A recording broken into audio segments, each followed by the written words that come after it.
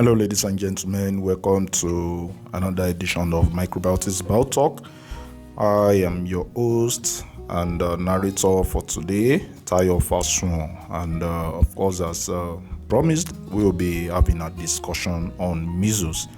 Today, we'll be discussing about the general overview of measles, just to introduce us to the signs and symptoms, the incubation period, the causative agent, pathogenesis, and other information that are necessary in order for us to have an idea about what measles is.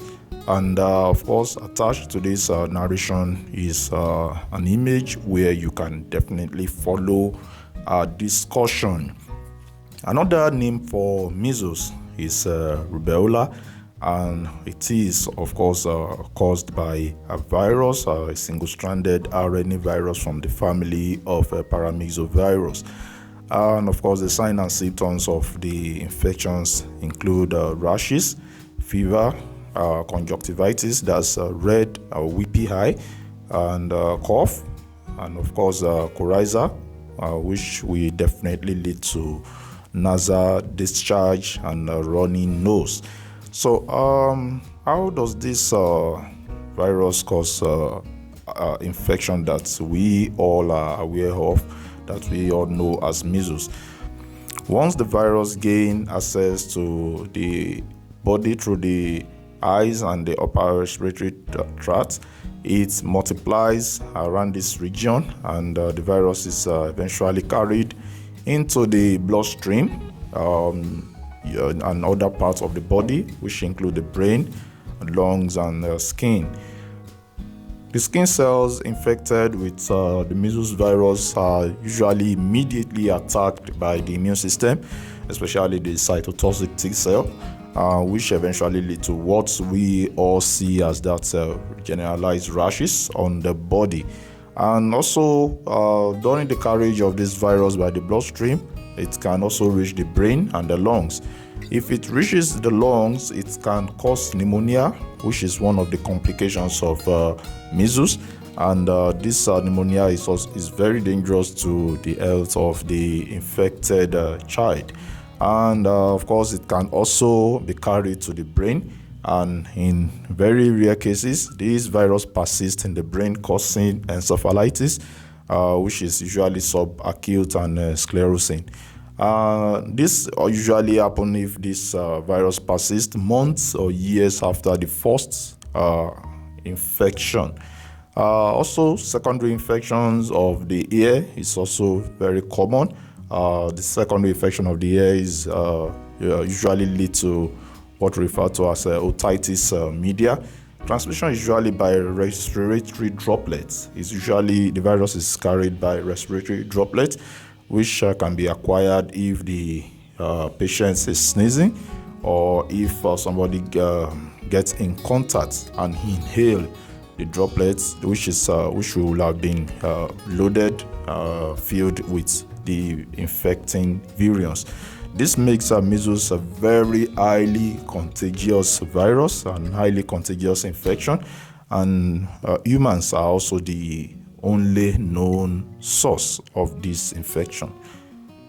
In terms of treatment, there are no treatment for measles. Only supportive treatments are given to alleviate the symptoms, the individual symptoms that the patient might be experiencing. But there are preventive techniques, there are preventive means, which mainly is the vaccination. Vaccination has been existing for a long time for measles, and this vaccination is in form of attenuated vaccine, which is given to children from 9 months to 59 months. The ones are given to children between age of 9 months and 59 months are usually in 2 doses, measles 1 and 2. Once you get to the health facility, you get more information concerning that. Also, the vaccine can be in form of vaccine combination, which we refer to as MMR, which takes care of measles, mumps, and rubella, or it can also be only as a measles vaccine. So whichever one that you have access to, They are actually very, very effective in preventing measles infection.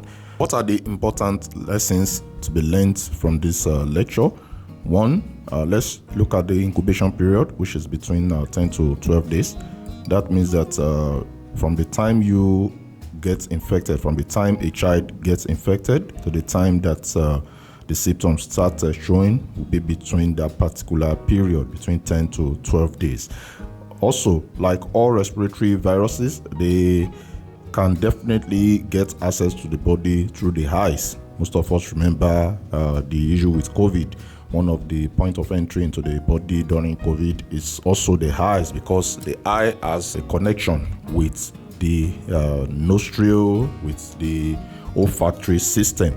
And lastly, like I mentioned in one of our previous BioTalk, we should also be careful with the complications that I've mentioned already, which include pneumonia, otitis media, that's infection of the inner ear, which also include inflammation of the brain, that's encephalitis, and also issues with pregnant women, which can lead to spontaneous abortion.